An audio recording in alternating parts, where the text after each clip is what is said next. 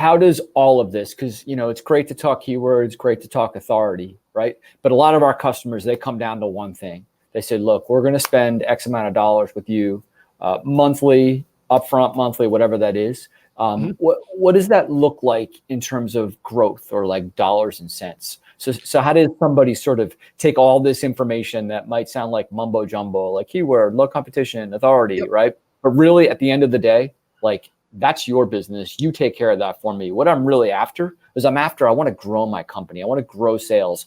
Like you said before, I want to get that flywheel going. So like what's a good example of, content growth as it relates to like sales growth? I think one of the challenges you have to do is you have to look at your staff. And let's say hypothetically you're a company and you've got a marketing guy or gal. All of this stuff is interrelated. So, you have SEO, and it's going to be improved by how you promote and use social media, some paid advertising. You might think that they're not related. They're related. And the problem is that if you have one guy or gal running all this stuff, they don't have enough time to write content, be a subject matter expert in SEO, and do the other parallel things that are all going to improve SEO. Content promotion in itself is it's crazy how much time that takes and just the research that it takes. But let's try to go into a case study. Again, let's kind of give you an example. So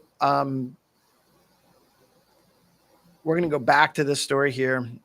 So this was a client that we had. They went after those long-term keywords. We were able to increase the number of keywords by over 400%. These are the keywords that were on number one, that are now number one on page one. We did that over the course of 3 to 4 years. And then we increased their traffic that were the keywords that were number one on page one by almost 247%. Now you got to think, okay, that's a lot of keywords. Keywords don't bring traffic, and traffic, I need the end goal. I need sales. So let's just look at their blog alone. On their blog, we were able to increase traffic by about 1,611%, from around 63,000 visitors to 1 million visitors. Page views, we increased that by about 10 times, it's 1,132%. Now, did it work? Let's take a 2-year subset of that. We were able to have 2,911 conversions that equated to $873,000 worth of revenue. Let me kind of break that down. 2,911 conversions multiplied by that $300 value of a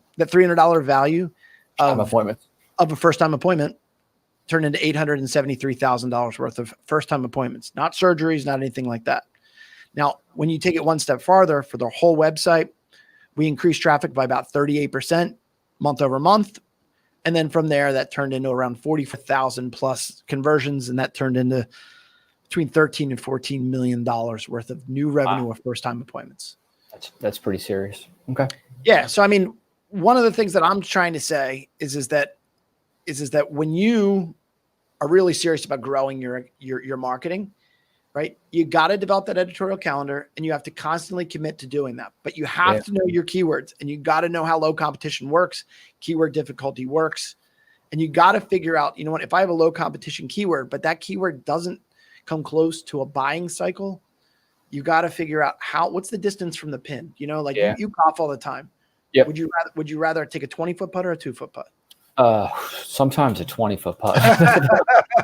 The 2-footers hurt sometimes. No, but in most cases, I'd rather have a close putt. Yes. Yeah, but I mean, well, if I'm going to say a long-term keyword is, I don't even know, like